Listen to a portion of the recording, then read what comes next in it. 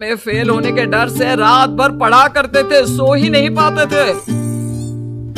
तो क्या अब आप उसका बदला मुझसे लेंगे? मैं 15 मिनट बाद उठ जाऊंगा, आप प्लीज जाइए, मुझे डिस्टर्ब मत कीजिए।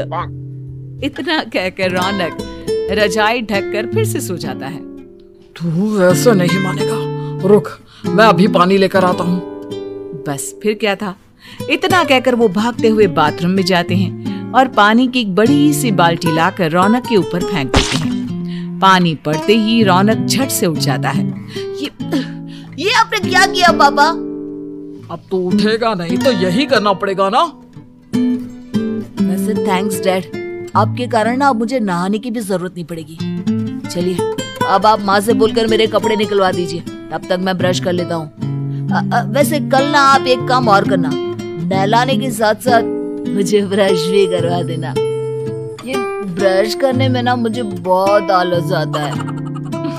रौनक की बातों से अरविंद का मुंह खुला का खुला रह जाता है। वो अपनी पत्नी कमला के पास जाता है और रौनक की हरकतों के बारे में बताता है, जिसे सुन उसकी पत्नी हंसने लगती है। तुम अपने बेटे को समझाने के बजाय हंस रही हो। रौनक बच्चा है, धीरे धीरे सुधर जाएगा, आप क्यों उसके पीछे पड़े रहते हो? अभी नहीं सुधरेगा तो कब सुधरेगा? 10वीं क्लास में है रौनक, वो अब कोई बच्चा नहीं रहा। अरविंद की इतना बोलते ही वहाँ रौनक भी आ जाता है। क्या डैड, मैंने आपको एक काम दिया था, वो भी नहीं हुआ आपसे। अरे क्या हुआ बेटा? माँ, मैंने डैड से बोला था कि वो आपको बोलकर मेरे स्कूल की यूनिफॉर्म निकाल दे, लेकिन मेरे पीछे पड़ने के अलावा इनसे एक काम ढंग से नहीं होता। देख रही हो कमला, देख रही हो अपने लाडले को? अरे आप चुप रहिए जी। चलो बेटा, मैं तुम्हें कपड़े निकाल कर दे देती हूँ बस। ऐसे ही साल पर साल बीतते जाते हैं, लेकिन रौनक के रवैये में कोई बदलाव नहीं आता। वो पहले से भी ज्यादा आलसी और पूरी तरह अपने माता पिता पर निर्भर हो जाता है। 2 साल बाद पता नहीं कहाँ गायब रहता है पूरे दिन, अब तक तो आ जाना चाहिए था। अरे आप इतनी फिक्र क्यों कर रहे हो उसकी? दोस्तों के साथ खेल रहा होगा, आ जाएगा अभी। ये कोई टाइम है खेलने का?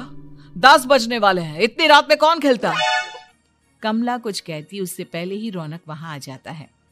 मम्मी जल्दी से खाना लगा दो, बहुत भूख लग रही है। तुम्हें तब तक खाना नहीं मिलेगा जब तक तुम बता नहीं देते कि इतनी रात गए कहाँ से आ रहे हो। ओ प्लीज डैड, अब आप एसी पे प्रद्युमन बनकर मेरे सर पर बंदूक लेकर मत बैठ जाना। अपनी फालतू की बकवास बंद कर और बता कहाँ से आ रहा है। माँ अब समझाइए ना डैड को। बता देना बेटा, इनको भी तसल्ली हो जाएगी। आप बोल रही हैं तो बता देता हूँ, मैं दोस्तों के साथ मूवी देखने गया था, इसलिए देर हो गई। तो इन सब चीजों में मेरे पैसे उड़ाता है? कभी 1 रुपया कमाने के बारे में सोचा है तूने? जब देखो हवा की तरह पैसे उड़ाता रहता है। माँ अब आप इन्हें चुप करा दीजिए, वरना ना मुझे गुस्सा आ जाएगा। अच्छा क्या कर लेगा? बता ना क्या कर लेगा तू?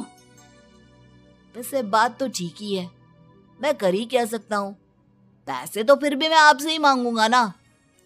चलिए अब ये सब बात छोड़िए और मम्मी मेरे लिए खाना लगा दीजिए। अभी लगा देती हूँ बेटा। मैं बता रहा हूँ कमला, एक दिन ये ऐसे ही बिगड़ जाएगा। ओफो, आप क्यों इतना पीछे पड़े रहते हो मेरे बच्चे के?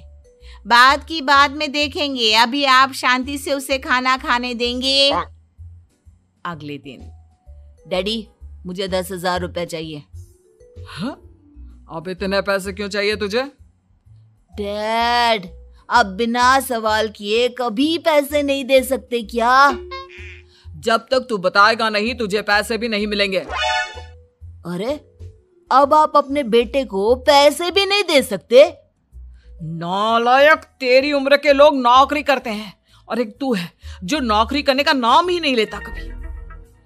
आप लोगों के होते हुए भला मैं नौकरी क्यों करूं? अरे हम कब तक पैसे देंगे तुझे? तुझे भी तो अपने पैरों पर खड़ा होना होगा ना। कौन सा उधार के पैरों पर खड़ा हूं? अपने ही तो पैरों पर खड़ा हूं मैं।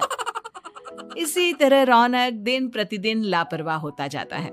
उसकी लापरवाही को देखते हुए अरविंद और कमला अपने बेटे की शादी कराने का फैसला लेते हैं और 1 महीने के अंदर अंदर ही रौनक की शादी मेघा नाम की लड़की से करा देते हैं। शादी के कुछ दिन बाद, रौनक, मुझे एक अच्छी सी साड़ी चाहिए, आप ला दोगे ना? हाँ, क्यों नहीं। कितने तक की आती है साड़ी? यही करीब 5,000 तक की। तुम चिंता मत करो, मैं आज ही डैडी से पैसे मांगकर तुम्हारे लिए साड़ी ले आऊंगा। आप कब तक ऐसे ही अपने पापा से पैसे मांगते रहेंगे? कोई अच्छी सी नौकरी क्यों नहीं कर लेते आप? अरे डैड के होते हुए मुझे नौकरी करने की जरूरत ही क्या है? पर आप ऐसे कब तक उनसे पैसे मांगते रहेंगे? कुछ आपको अपने दम पर भी तो करना होगा ना। अब तुम भी बाकी लोगों की तरह मुझे ज्ञान देना शुरू मत कर देना। साड़ी चाहिए ना तुम्हें, मिल जाएगी बस। इतना कहकर रौनक अपने पिता से पैसे मांगने चला जाता है। डैडी, मुझे 5,000 रुपया चाहिए। अब 5,000 क्यों चाहिए तुझे? वो मेघा को साड़ी चाहिए थी। अरविंद आगे बिना कुछ कहे चुपचाप उसे पैसे निकाल कर दे देता है। कुछ दिन बाद, तुम्हें नहीं लगता कमला, रौनक हम पर पहले से भी ज्यादा डिपेंड हो गया है? मुझे तो अब उसके भविष्य की चिंता होने लगी है। कल को हमें कुछ हो गया तो वो क्या करेगा? काश तुमने पहले ये सोच लिया होता तो आज हमारा बेटा इतना लापरवाह नहीं होता। तब मुझे कहाँ पता था कि मेरा लाड़ प्यार उसे इतना बिगाड़ देगा कि वो इस हद तक लापरवाह बन जाएगा। कोई बात नहीं, अभी भी देर नहीं हुई। मुझे पता है उसे कैसे सुधारा जा सकता है। कैसे? अरविंद कुछ कहता उससे पहले रौनक वहां आ जाता है और पैसों के लिए हाथ फैलाने लगता है। डैड, मैं और मेघा बाहर घूमने जाना चाहते हैं। अरे वाह, ये आज सूरज कहाँ से निकला है? Dad please. अच्छा चलो, अब मुद्दे की बात करो। मुझे अब 25,000 चाहिए। अब तुम्हें 1 रुपया भी नहीं मिलने वाला। अगर तुम्हें पैसों की इतनी ही जरूरत है तो कोई ढंग की नौकरी कर लो। मम्मी, आप कुछ कहिए ना डैड को। बेटा, वो गलत क्या बोल रहे हैं? ये सब हम तेरे भले के लिए ही तो कर रहे हैं। मम्मा, मैंने बताया ना आपको, मुझे नहीं करनी कोई जॉब वॉब। तो ठीक है, निकल जाओ हमारे घर से। तुम्हारे जैसे लोगों के लिए मैंने ये घर खड़ा नहीं किया है। जितना ये घर आपका है ना, उतना ही मेरा भी है। मैं कहीं नहीं जाने वाला। जाना तो पड़ेगा ही तुझे, क्योंकि अब मैं तेरा कोई भी खर्चा नहीं उठाने वाला। ठीक है, मत उठाइए मेरा खर्चा, मैं अपने दम पर भी जी सकता हूँ। तो बेशर्मों की तरह अब तक यहाँ क्यों खड़ा है? अपना सामान ले और निकल जाए यहाँ से। रौनक पैर पटकते हुए वहां से चला जाता है। घर से निकालना जरूरी है क्या उसे? बिना पैसों के कौन रखेगा उसे किराए पर? अगर उसका भविष्य सुधारना है तो हमें अपने दिल पर पत्थर रखकर ये कदम उठाना ही होगा। दोनों बात कर रहे होते हैं कि रौनक अपनी पत्नी के साथ एक बड़ा सा बैग लेकर घर से निकल जाता है, लेकिन घर से बाहर उसे कोई भी मुफ्त में अपने घर किराए पर नहीं रखता। अंत में थक हार कर वो फिर से अपने घर चला जाता है। क्या हुआ? थोड़ी देर पहले तो दहाड़ते हुए घर से निकला था, अब क्या हुआ? नहीं रखा ना किसी ने तुझे किराए पर? डैड प्लीज, मैं कुछ दिनों में कोई अच्छी सी नौकरी शुरू कर दूंगा। आप तब तक तो हमें रख लीजिए प्लीज। सुबह से रात हो चुकी है लेकिन कोई हमें रखने को राजी नहीं है। अब आप ही बताइए, इतनी रात को मैं मेघा को लेकर कहाँ जाऊंगा? ठीक है ठीक है, बहू की वजह से मैं तुझे घर पर रख रहा हूँ, लेकिन तू इस घर में एक बेटे की नहीं बल्कि एक किराएदार की हैसियत से रहेगा। 3 महीने है तेरे पास। इन 3 महीनों के अंदर अंदर मुझे तेरी पहली तनख्वाह हाथ में चाहिए, समझ गया? पक्का डैड, इन 3 महीनों के अंदर अंदर तो कोई बढ़िया सी नौकरी ढूंढ ही लूंगा मैं। ऐसे ही धीरे धीरे समय बीतने लगता है और अरविंद के दिए 3 महीनों में से 2 महीने बीत चुके होते हैं। पापा जी ने हमें 3 महीने दिए थे, जिसमें से 2 महीने तो बीत चुके हैं। अब ये आखिरी महीना बचा है। अरे तुम चिंता मत करो, आज मेरा ना 2 जगह इंटरव्यू है, दोनों में से कहीं ना कहीं तो जॉब लगी जाएगी। अच्छा, all the best. Raunak interview के लिए निकल जाता है, जिसके बाद शाम में रौनक घर आता है। कैसा गया इंटरव्यू? आपकी नौकरी लगी या नहीं?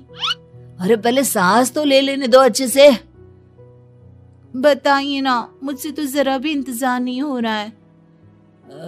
वो दरअसल बात यह है कि मेरी नौकरी तो लग चुकी है लेकिन पैसे बहुत कम है। कितने पैसे हैं? 15,000। इतने में अरविंद और कमला मिठाई का डिब्बा लेकर आ जाते हैं। बधाई हो बेटा। हम जानते थे तेरी जॉब जरूर लगेगी। लेकिन मेरी सैलरी बहुत कम है मम्मा। कम है तो क्या हुआ, धीरे धीरे बढ़ जाएगी। हाँ बेटा, हम तो बस चाहते थे कि तू अपने पैरों पर खड़ा हो जाए। मतलब अब आप मुझे घर से नहीं निकालेंगे? नहीं, ये सब हमने तुझे जिम्मेदार इंसान बनाने के लिए किया था। Thank you mummy papa. अगर आप दोनों ऐसा नहीं करते तो मुझे कभी अपनी जिम्मेदारियों का एहसास तक नहीं होता। आज आपने मुझे सिखा दिया कि इंसान का अपने पैरों पर खड़ा होना भी जरूरी होता है। इतना कहकर रौनक झट से अपने माता पिता के गले लग जाता है और अपनी कमाई की पहली तनख्वाह वो अपने माता पिता के हाथ में सौंपता है। इस तरह रौनक एक गैर जिम्मेदार व्यक्ति से एक जिम्मेदार व्यक्ति बन जाता है।